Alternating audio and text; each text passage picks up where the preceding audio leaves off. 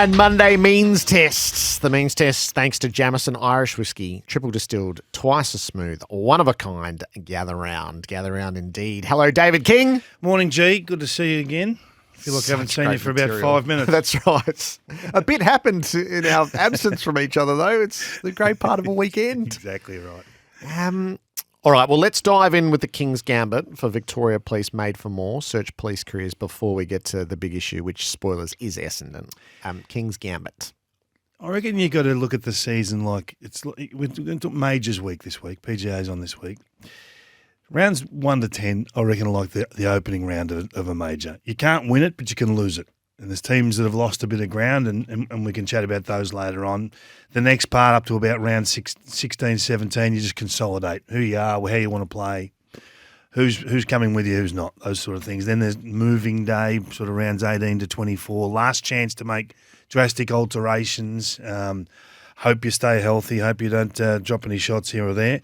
And then round 4, the major day is September. That's the whole month of September. So right now, the competition is giving us some education, and I think there's some templates that have become more evident than others to defeating certain teams. Now, I often wonder whether clubs are actually really across all this stuff. So I see Tom Stewart on the weekend for Geelong, for instance, get heavily tagged by McEntee, who's done that role before. And Ken's true to what has worked for him in the past on a regular basis. But you see what it did to Tom Stewart and how it restricted his influence on the game to the point where they moved him out of the back line. They conceded that this advantage is now to them, not to us. Get him out of there. What a victory that is. I see Lachie Whitfield get tagged by Guelphy on the weekend to the point where he's not part of this tsunami. He couldn't get that rolling for them. And I think, okay. So I wonder if those two guys, is this their lot now? For the next foreseeable sort of future, is it the next 6 weeks? Is it the full season? What do you then do if you're Chris Scott or Adam Kingsley? How do you still get what you want, despite the fact the opposition are trying to take that off you? So, also, that's the individuals. You know, Jeremy Cameron we talked about last week with Tom McDonald going all the way with him, playing it really smart, athletically, pretty similar traits, despite Jeremy having opportunity late in game. And then you see what they then do as teams as well. You see that the Swans want to deny the uncontested mark game to Freo, and then what that does to how they want to play. So I think there are a lot of templates out there. I think it's important now for us to sort of outside looking in, work out whether they follow those templates and why they do or they don't. You don't have to. You play your own way, you do your own thing. But you'd want a good reason, wouldn't you, to not tag Tom Stewart next week, for instance? Or you want a good reason to not allow Lachie Whitfield to have 35 touches and set up half a dozen scores and get them rolling. So that just for me, we're almost at that stage where we're at the end of the first round. We're going to work out a sort of an order of sorts. Who's in the best position to capitalise over into the next part of the season, and who's chasing the game a little bit. And how desperate are they? And, the draw yesterday, what does that do for the desperation of those two teams? And where does that sit them? And at some point, someone's going to have to go on a streak. They're going to have to get hot. They're going to have to shoot some birdies, Gerard. And clubs like Adelaide and maybe this week, like, they have to have a shock result against Collingwood. So the templates are there. Let's just watch in the next few weeks, particularly around Lachie Whitfield and Tom Stewart, as to how clubs attack those two. Yep. So see it early, build your checklist. See what's going to work against the big boys. Templates. The King's Gambit for Victoria Police. Looking for a career that gives you more? Search Police Careers Victoria Police Made for More. I think fair warning here, there's more interest in the seedings than we would be comfortable with and exactly what to do. The big issue is clearly Essendon. If we didn't think it, Essendon fans are making it so. Yeah, good on them. And that question, is this real? So when we parted company from crunch time, you were heading there. It was the perfect game to be on. And there was just so much to absorb from it, dissect and lay out before us. Yeah. And you've got to be authentic and genuine. And when we see things, we say them. So after round 4, I thought they were a mess. I thought defensively, nothing's changed. They're still the same product. They can move the ball. They can win the ball. We endorsed the captain. Thought he was having a great start to the year, and his impact on the clearance game was profound. And he was one of the top midfielders at that stage after the first month of footy. But nothing had really changed in terms of the team. the team buy into defence. But since then, it's a total change. It's an absolute correction, and it leaves Essendon right now as probably the best, most sound defensive model we've seen at Tullamarine for a long, long time. And this is built off the back of pressuring the opposition into a speed of operation they can't handle. They become dump kickers, they become high ball kickers, dirty ball kickers that doesn't allow their forward line to perform. So you then get the intercept marking of Ben Mackay standing tall. You get Redmond back into form. You have Nick Martin playing the way you want him to play. Dyson Heppel, the game's coming slower at Dyson Heppel now, which suits it. He's a very experienced player and a star when the game's at that speed and in that sort of in that pressure. If it's out and cut and thrust and going and he's got to match up against these small whippet forwards, then he's in trouble. But at the moment, that is going perfectly. Then I look at the ends that are likely to come back around the bites. I don't think he's quite ready for the next week or two, but they've got Ridley to come back in, who I think's their best defender. He's a star, this guy. We haven't had the luxury of seeing him in full operation over the last couple of years and in full health, and he probably won't be in full health for the first month of footy, but I'm looking forward to seeing what he can then do and how aggressive they become from that point forward. So for me, this model is the first time I've looked at Essendon and thought, can they mix it with the big boys? Can they stay defensively sound? So it's a big if, but if this is them defensively, then they're in it. Not necessarily to win it. We don't need to go to that degree just yet, but this is the model that wins finals. You have to be diligent without the footy. That's the only thing I really track, is what you do when the oppo got the ball. And right now, held the Dogs to 67, Crows to 75. The first half against Collingwood was outstanding. Lost their way a little bit in the second half. Don't worry about the Eagles game too much. Not making big assessments there. But to hold the Giants to 62 points and not just holding them to the score, because you can chip the ball around and massage the numbers and defend with the footy if you like. But the way they just rendered the most powerful offensive tsunami in the competition useless was alarming for them, but brilliant from an Essendon point of view. And I think the fans should get excited.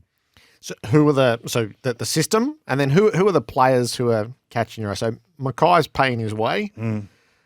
Durham's changed their midfield profile.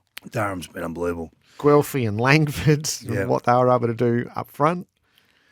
Well, it's the rising tide lifting all ships, really. Yep. And you've got the captain who we've talked about a lot, doing what he does. And even in the start of that third term the other day, the other Saturday afternoon, he has 2 kicks in a row. Short little kick to Cox, gets it back, bang, hits a forward 50 target, and you go, okay, this is the captain saying, hey guys, I've got this. As much as I can do, I'm going to give you everything. Yep. And he's chasing his tackle. Darcy Parish, if you watch the game again, Darcy Parish's defensive efforts are sensational. And I think he's a really critically judged player at Essendon. I think he's a beauty. I love him. Perkins had a couple of big moments at centre bounces.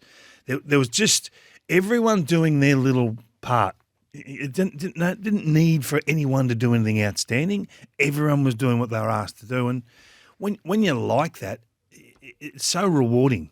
You know, for Langford to do what he did, for them to have to change the matchup of, I think it was Iden at the start, for that to then have to become Sam Taylor is a massive shift.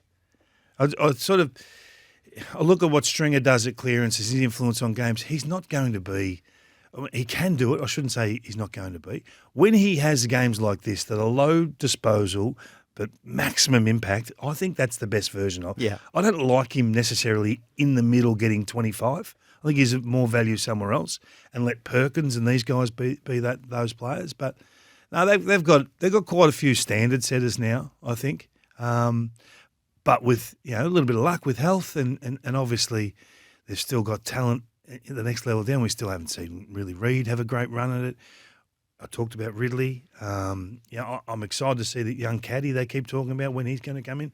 But they won't just be given games. They'll have to be absolutely in form and ready to roll. So it's a good position for the Bombers to be in. As I say, Gerard, I don't necessarily like Essendon, but it's good to see. We want the bigger clubs to be strong. Footy's great when those stands were jumping on Saturday afternoon, and Hutto and I had a laugh about it last night. Leaving the ground, Everyone was tooting their horns. They're just so excited. The car park was the noisiest thing of all time. I had Tony Leonard in the car with me. We were just trying to get out of the car park, and we had to sing this Essendon theme song with the car next to us. A father had had his 4 girls in the car, and they were singing the song on repeat. We had to join in to be able to change lanes, Gerard. So it was just a great atmosphere, and I'm wrapped for the Essendon people. The curiosity is the Giants, who caught the eye so quickly in the season. So they made their birdies early. They've given a few back. Yeah, well, they've given a lot back. I have a look at. So they were round 0. I hate this, but the first 7 games of the year, right? Their first 7 games. If you gave them the ball at the clearance, if they won a clearance, they were the most likely team to get that on the scoreboard. Number 1 punish. If you gave them the ball on intercept, they were the most likely team to get that on the scoreboard. So they were damaging in both facets to a point where it tested everything you wanted to do in terms of your setups, your structures, all those sorts of things. But when you're so good, you get studied hard. And it's hard. This is why it's hard to be top of the table for the whole season and then win the flag. It never happens. The team that's on top at round 10 very rarely have that back half of the season that matches the first half and a dominant. We just don't see it. There's a dip at some stage. Collingwood had the dip last year, didn't they? Round 10 they were great. After that, we started to worry, they come off, they've been worked out or what's happened, and then found a way late. So they've gone from 1-1 to 13th and 17th. Right. So they're not just small falls. So that's the last fortnight of footy. So they'd be scratching their heads up there saying, okay, what's happened? And there's a lot to go into it. Little things like Briggs is now grabbing the ball out of the ruck and dump kicking it forward. He had 10 clearances on the weekend. So you pick up a stat sheet, you go, the big man must have played well. He had 10 clearances, but nothing come of them. So roles have been a little bit confused. Whitfield's got to work through a tag now, got to find a way. Jesse Hogan held the 2 goals in a great matchup. I really enjoyed the matchup on Ben Mackay. I thought it was one of the cracking contests for the year, but couldn't get it done when he had got it done. Toby Green is a discussion. He's just clearly out of form. And they kick the ball so often to Toby Green for no return. Now, do you need to change Toby's role? Does he need a rest? What is it? They've got to find these. We don't have the answers. We're outside looking in. Their finger on the pulse. They know exactly where he's at with his health. Is he carrying an injury? If he is, get him right. Just get him right.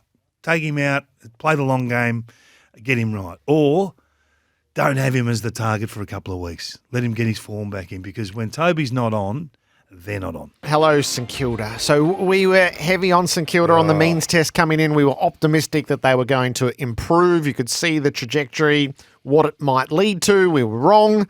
They have receded a long way, much to the frustration of the coach himself. The pressure index is firmly on Ross Lyon and the Saints for how they're playing. What's going on here? What's going on?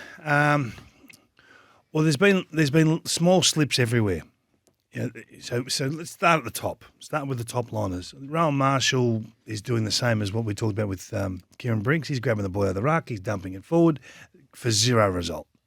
So that to me is an asset lost, because Rowan Marshall has been probably the second or third best ruckman in the competition for the last 18 months. And his tap work, I think, whilst it's not an absolute feature, his follow-up work is, and then his ability to get the ball around the ground. So he's become, selfish is too strong a word, but he's prioritised himself getting the clearance over the team getting an effective clearance. Him grabbing the ball and handballing it to Jack Sinclair is probably the best outcome for St Kilda at clearance. So he hasn't been that player for the last few weeks. Wilkie last year was probably top half a dozen in the competition for intercept possessions and just looked bulletproof behind the ball. I think he was top 6, might have been top 5 for intercept possessions last year. Is probably just inside the top 20 this year. So it's a small slip. Not a massive slip, but just a small slip. Brad Hill's ball use has been hot and cold. When he's good, and when he's bad, he's awful. Wangan Miller on the weekend, probably his poorest ball use game. So there's small slips across the board. And then the younger players who I thought would have giant pops this year. I love the preseason of Windhager. I thought Owens looked in terrific nick, and they've been okay. They've been okay, but they haven't gone bang.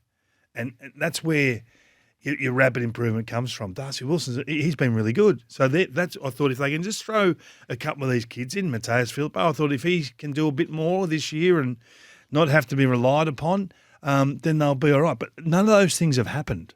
Or if they have happened, they've been so marginal, they're hard to see outside looking in. So in the end, they've become a pretty ordinary team. Now, they've lost, Ross calls it sizzle. We call it damage. They've lost all damage from clearance. It's almost like giving them the footy now. Yeah, see if you can get through us, because they just can't operate from clearance. They go at, they're the least likely team to score from a one clearance, 66 points per 100 clearances. The AFL average is 90. So that just means once you lose the threat of doing something, you're not changing what the opposition want to do structurally. So when you come up against, we talked about GWS before, right? Number one. Gee, we can't let them do this. We can't let them do that. We have to roll an extra forward up to the stoppage because we've got to cover the exits. So you give up something about the way you want to play when you play those powerful teams. When you lack power and potency like this, you don't change anyone. So you play them at their best, how they want to set up. So all of these things, they just take points off the table, whether they're your ability to score or your ability to defend. And that's where they are right now. They've become so bland, they're not a threat. They're a blunt knife. So Ross's challenge is to reinvigorate this group. Now, he talked about the use of the runner, and I can understand that, to get them going in game, to send a message out that's not necessarily a structural message. It's, hey, come on, play more daring. He was trying to coach the ears off them on Saturday, which is why he was up and down and up and down. He's on the bench and doing... Which is what we want, isn't it? Yeah, well, you got to wrestle them back to it in some way or another, don't you? Well, we're paying these guys $1 million to impact the footy club. Let's let them impact the footy club. I mean, the only time you really want it is the 2 hours of a weekend. If Ross needs the runner 40 times a game, I'm saying let's give him the runner 40 times a game, rather than saying, no, you've got it 26 times a game and you'll make do with it. No, let's get the best product of every team. Let's get the best version of them. And if that needs the runners back, well, so be it. But that's where St Kilda are at. They've lost their ability to threaten teams and to score. And some people say that's Ross. Now, I don't know whether that's Ross or not. But if it is Ross, he's got to do some soul searching himself and say, how has this happened on my watch? Because you at the end of the day, the buck stops with you. And he knows all of this, and he'll have a great answer for us. But we need to see it. Like, you need to throw some wild cards into the midfield now.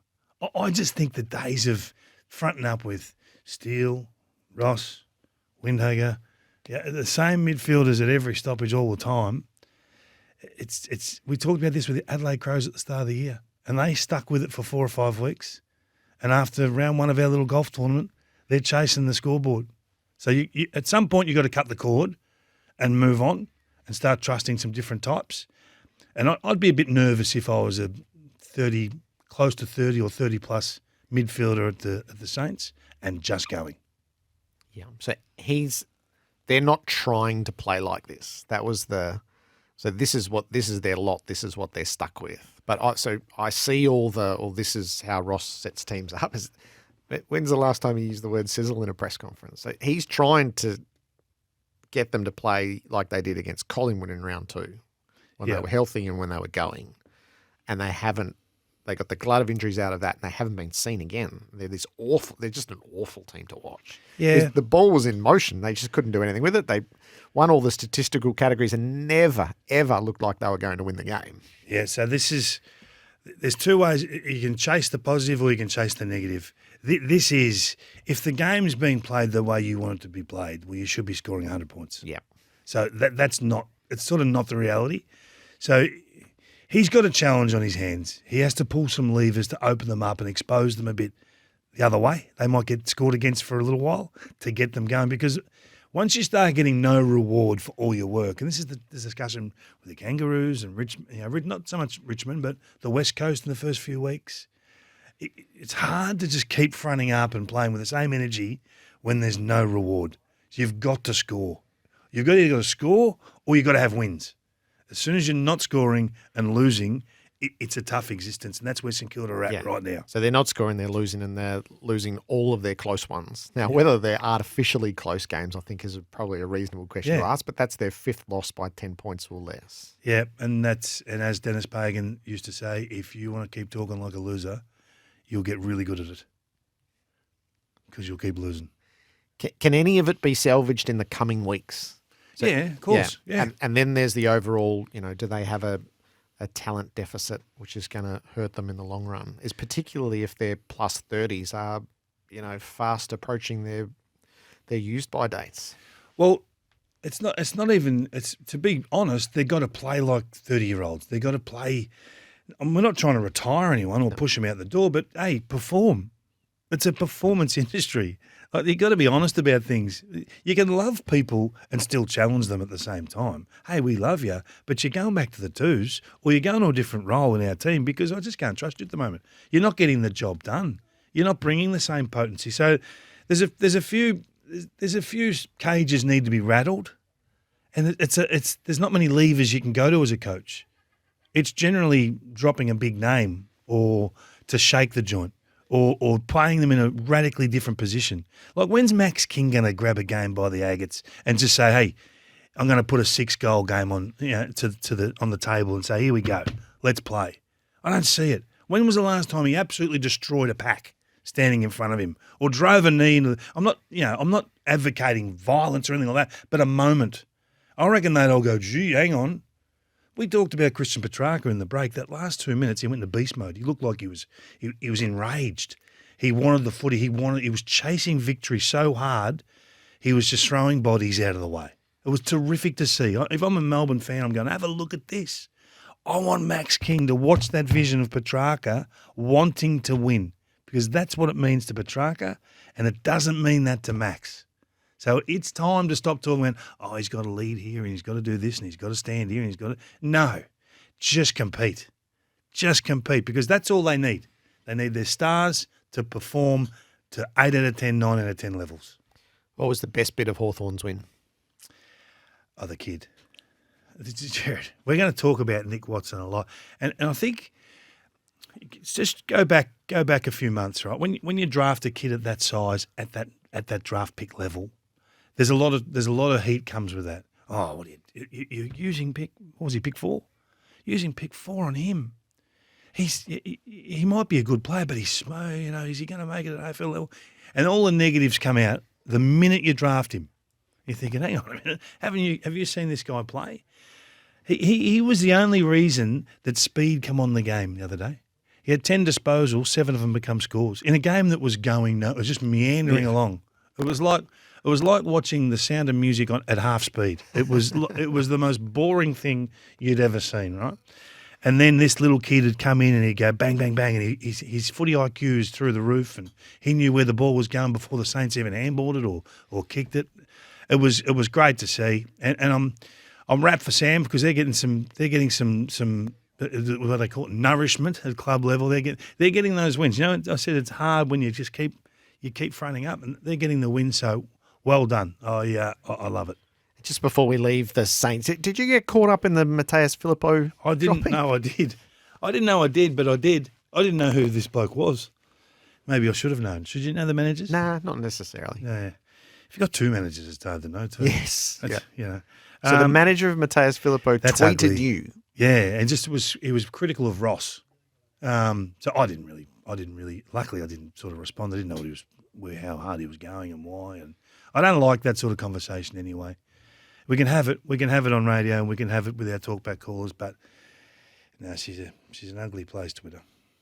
She's an ugly place. But you can't have managers doing that.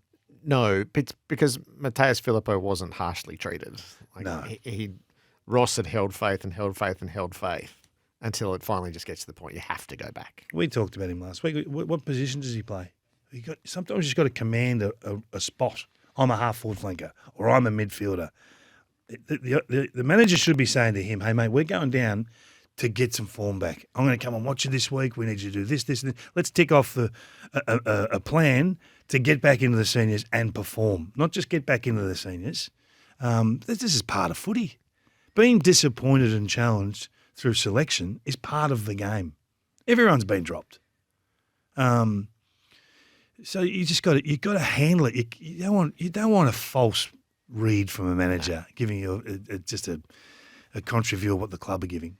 My open question is who lost the draw last night? That was such a good game. Who lost the draw? I hadn't expected to be sort of totally drawn into that. Just going to let it play out in the background, and then now we stop everything here and watch this. Yeah, look, I think Brisbane got themselves to 3 goals in front. Whenever you're 3 goals in front late in game, you're entitled to feel like you should hang on. And their review, I know Fags was saying better to leave with 2 points than none, and I understand that. He's got to be positive because that club's been through a fair bit of emotional trauma over the last couple of weeks. But it comes back to their better players again. I'd hate to do the review of Dane Zorko's last quarter. Dawson just ran amok for a while there. He was responsible for him a couple of times. He was lucky that ball floated over the top of Josh Rochelli's hands because he was the direct match up there. That would have been a set shot for basically to win the game. They just lost the handle on Adelaide at speed when they knew they had to go. They knew they were chasing the game. So no, I feel like the Lions let one slip. Don't know how you thought. Did you feel that? Well, when they kicked their 3 goals, yes. Before that, I thought the Crows were going to win, and then they sort of balanced up, and it happened in such a hurry. And then Brisbane were behind. So by the end of it, I'm going, that was actually a good job for Brisbane to claw that back once they'd fallen behind, and they went point for point. Did you pin it on a moment or two? Yeah, you're always looking at moments, aren't you? You're always analysing what's going on. And I look at the Crows. We talk specifically. We talk about this game first, but their ability to score Adelaide when the game's at speed is the biggest threat they pose, I think. And the Lions let it get into the speed battle. But the last quarter of Jordan Dawson, wow. We talked about Christian Petrarca wanting to win. If you could just put a window into what he was thinking in that last quarter, take my hat off to him as a leader. That was an unbelievable quarter of footy by Jordan Dawson. But can we talk about the Crows for a minute? I think they got a guy in 2 or 3 weeks' time. It may even be at the end of this week if he has that performance again. In about 4 weeks' time, I think we'll be talking about Izak Rankine as a top 2, top 3 player in the comp. In the comp? In the comp. Okay. So the last 6 weeks of footy, he's gone to the middle, and I'm a big fan of guys that create scores from clearances. I talked about Nick Dacos last night and what he's doing, and we'll get to his numbers later on. But the last 6 weeks, he's top 5 in the comp for ball use, so getting a damaging, impactful return from his ball use. So behind guys like Heaney and Dacos, and there's some numbers that are fattened from some of the Dogs players because of their win on Saturday night. So that's good company. Last 6 weeks, 22 clearances become 8 scores. So at Adelaide, the comparisons. So he's one score behind Laird in that period, who's had 50% more 1 clearances. So this guy is still only playing 35% midfield. I think they've got to lift that rating. They've got to look at what Heaney's doing and give him the Heaney opportunities for the Heaney return. So his 35% has to become 70%. He has to be forward less and more, avail him to more disposals, more possessions, because he's probably one of the top 2 or 3 greatest threats in the game right now. They know what they've got. Give him more opportunity. Take him to the action more and let him do his thing. I'm telling you, 3 weeks' time we'll be saying, where is he? I still think they're chasing Heaney. Dacos has made some ground. And I think Rankine is sitting 1 out, 1 back, ready to swoop. Richmond, they earned themselves a position in the worst bit with that performance on Saturday night. Yeah, and it's this phase is tough, isn't it? Where you're not sure whether the bottom's going to fall out of everything. You're not sure whether your senior leaders can keep playing at that level, at that extreme effort levels that they've been the last few weeks. I think they've been pretty good. I know the ladder says one thing, and in the end, you can be too accepting of losing and the result. But I don't think Richmond fans have been disappointed with their performances. And I think most Richmond people in their cool, clear, calm mind would say, you know what, the boys are having a go. And I know the scoreboard reads what it reads. But it's tough, isn't it? Well, how do you get through this? Yes, the how do you get through this is now very much front of mind with them. Well, I'll tell you what needs to change quickly is that Shea Bolton needs to have more than 3 disposals and 4 disposals in first half of games. He is their prime asset right now. So if he's not there when the game's setting up one way or the other, then they can't win. They certainly can't win, and then maybe they can't be in the game. So his importance to this group is at its greatest right now. It was Martin, Rewald, Cochin. It was all those other, Presty, all those other guys way back when. I think Bolton right now is probably more important than Lynch to them. As a structural player, he's important, Lynch, but this he brings so much energy to the group, and what he does is so influential on the scoreboard. You can't be having 3 and 4 disposals for a half a footy. And I know he gets into the game late, and at the end of the day, you pick up the stat sheet and you say, you know what, not a bad game. But the game's there first half. Love fire starters. Blokes that just join in momentum or, not downhill skiers as such, but guys that just involve themselves in the game in their own time and not elevated to the levels of the guys that actually light the fires in the first 10 minutes of the game. So are they going to end up at the bottom of the ravine? Well,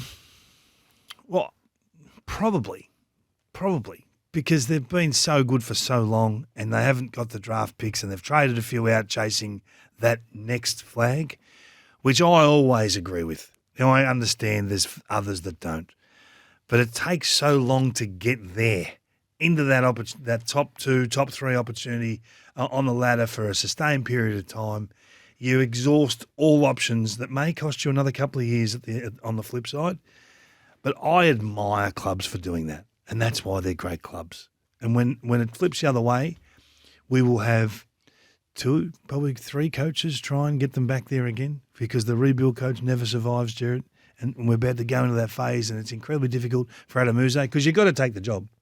There's 18 of them, and realistically, 3 of them have been held by the same bloke for a decade. So you're really only operating for half a dozen positions every couple of years. So you take the job, you get your hands on the wheel, and you make the best of what you've got. And I feel for Uz because I don't know what sort of tools he's going to have over the next couple of years, but this is their lot, having been an incredibly successful club. The Bulldogs got the win they simply had to have. Everybody knows that the test is what happens in the next 4 rather than what happened on Saturday night, except that it's a total disaster if they botch that game. I feel like they got their week right. They've lived this week twice, and they've circled the wagon strongly. I feel like they're well led on that front. And then they've had gimmies, so I don't want to be misunderstood here. They had gimmies against St Kilda and Richmond. So if you have this week, you want a game that you're going to win. But I feel like they got their week right. So it's the next month. It's Sydney, Collingwood, Brisbane, the Giants first come this week. So that's where we'll truly learn. But it was the win they had to have. What do you want to say around the Dogs? Yeah, I agree with that. And sometimes you just need a little tension break, from the outside world. And it was getting to them. It was at levels where as soon as the club has to answer to things, you know that it's more than just noise, I guess. That there is some, whether it's a hint of truth or it's just got to a level where you have to approach those in the media or whoever those that are throwing stones. I've said this for weeks. I'm a fan of what Bevo does. They've had the fill up. Everyone's in a good space. Everyone's happy. But let's recognise a few things that have shifted over the last few weeks. I think Ed Richards going in as an absolute prime centre bounce midfielder has been just terrific for them and something they can now build with. His pairing with Bontempelli in there is as good as not Libba levels, because Libba's a tougher player than that. But he complements Bont really well. His footy IQ is clearly high. His ball use is really good. And he's probably right now a better version of Jack McRae. Similar type, but a bit classier with ball in hand. This is the player they drafted. This is the guy now you've got to continue with as a mid. I noted that Bontempelli. So Bont over the last few years. So Bont's been an absolute Hall of Famer, total star. So it's hard for those players to improve their game, right? They're already at those extreme levels. So the last few years he's gone 24 goals, 19 goals, and then this year already he's kicked 14 goals. It's a big start to the year, 14-4. I notice he's going deep forward now. So post centre bounces, he's prepared to hit the goal square. So whoever he's on, he's going to get terrific opportunities to capitalise on a spilt ball or a tackle or a bobbling ball because they got great representation down there. Darcy's, I still think Darcy's in the rising star fight. I really do. If we don't just give another award to a midfielder, then this guy at 208 centimetres is taking those giant strides that we hoped he would, and that will shift games. So where he gets to in 10 years' time, I don't know, but he's in the fight for that major piece or that major award at the moment. So the balls get likely to come to ground when you've got Darcy, Jamara and Aaron Norton down there, and English is getting down there as well. The ball's likely to spill. So Bont going to the deep water, top of goals. I think there's a 4-goal game around the corner somewhere very, very soon for Marcus Bontempelli. He kicked 2, and he was so close to kicking a couple of others. I know they had 77 inside 50s, and they got an opponent that are on their knees at the moment. But he will do that against better opposition, and maybe we see the elevation of him. We talked a lot about the Swans midfielders and how many goals they're putting in terms of the percentage. They probably kick 35 goals as a midfield trio. I can see Bont seeing that challenge and saying, "Hey, maybe that's where I can get to." He's already there. We're not talking him down. He's already a Hall of Famer. But if he can be a 30-goal contributor this year, wow, what a package! The other bit you were interested in was the selections that were made for this game and what it means for the next month. So Keith replacing Buku, Sanders played in the VFL rather than maybe the soft kill game where he gets a stack of it. So what do you do entering the month that's actually going to determine your fate? Yeah, so it's hard to get dropped after that game, isn't it? So what happens? I mean, I thought Buku was doing some really good things. Clearly they see more than we do. They know the role, and maybe Keith's a better nominal centre-half back. I could see Buku being the third tall back, and maybe he's fighting for a spot around the edges, not necessarily, and that's a spot that maybe they played Freo on the weekend. Not exactly sure, or maybe it's O'Donnell versus Karmas now. So there's maybe a shift in philosophy there, but selection will be interesting because I think that's been the biggest criticism of Luke, if anything, is that what is the best team, and you're working back to best team all the time, but then it shifts. All of a sudden, he's not part of your best team. So it'll be an interesting watch at selection, but they're a dangerous team, Gerard. They're a dangerous team. I think if you're planning to play against the Western Bulldogs, you have to plan for their best, and their best is pretty scary. So Giants away and then 4 in a row at Marvel. Swans, Collingwood, Brisbane, Fremantle. So a tough draw, but aided by the venue. Gee, that's the old return to dropping the ball of your generation. Yeah, I love it. We talked about this on Saturday. I think we've allowed too much time to creep in. We've gone to sort of 5 or 6 beats before we make a call, holding the ball or ball the ball up. Bring that back to 3 beats. It was great when it was almost instantaneous. Caught with the ball, gone. Because you force the disposer or the possession carrier to make a disposal, to get the game moving. That's all we want, game in motion. So I would be hotter on the call for dropping the ball or incorrect disposal, whichever way you want to go. Yeah. It's much less about the way it's been adjudicated day to day and much more around the overall philosophy. Did you have a hunch that there were a couple of balls that were held with no intent that were paid this weekend? A couple of people went to ground. It's just they've been getting away with holding it under one wing and laying on it and pretending they're trying to do something. I don't know whether they're jumping up and down or whether they're trying to incorrectly handball the ball. And the umpire pinged them a couple of times this weekend. Saw one in the game yesterday, the Adelaide Crows game that was, I'll show you during the break, but I might mention a time. But I hope there's a shift. I think we're starting to see a shift. Yeah, just tighten it up a bit, pay it more often. The debate for New Vision Clinics, keyhole laser vision, next generation technology, call 1-800-20-20-20. I think Port Adelaide have won the right to PFI.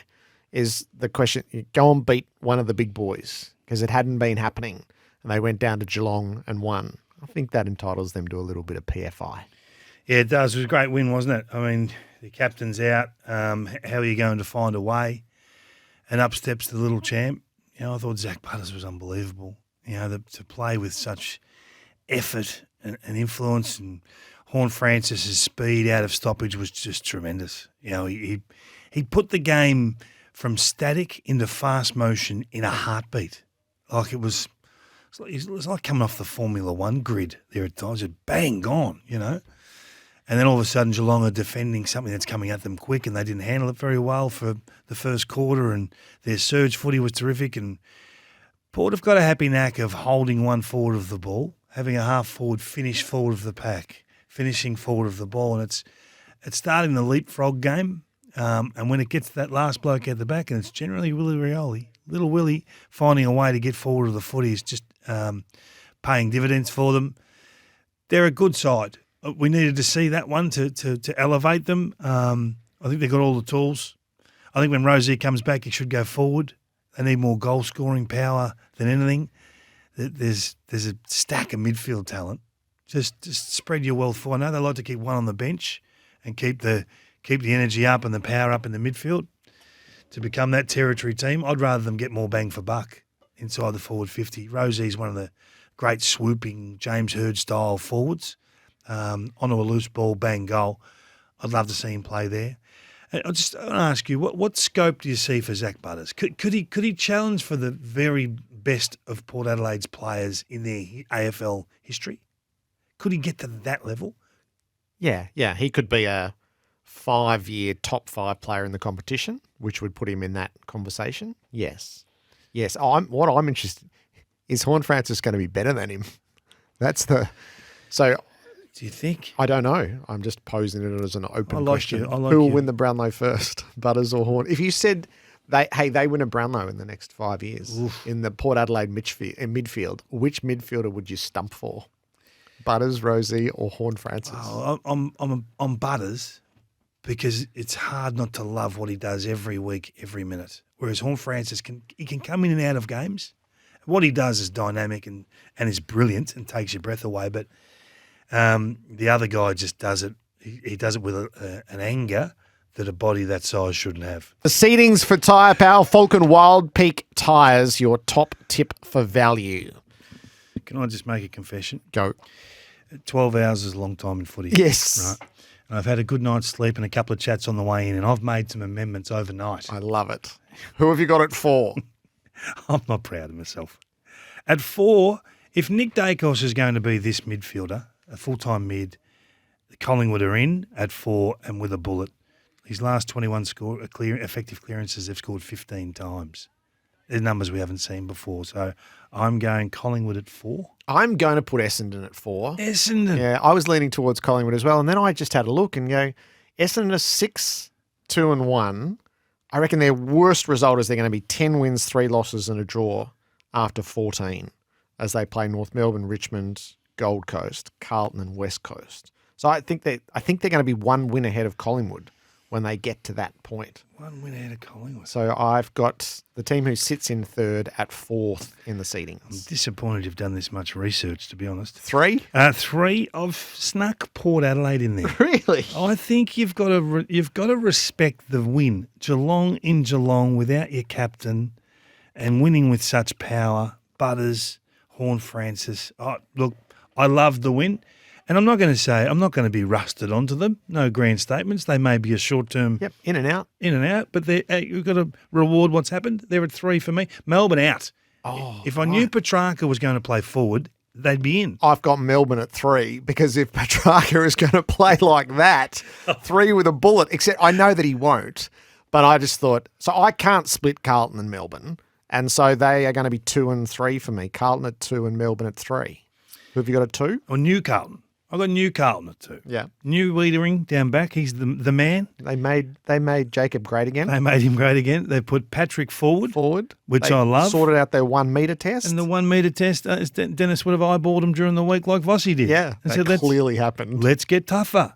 And this is New Carlton at 2. And why Carlton is at 2 is because Sydney's at 1 and they play on Friday night. So we have ourselves a title to be fought for. Cannot wait. Sydney are clearly 1 for We the didn't talk enough about Sydney. I want to mention Chad Warner.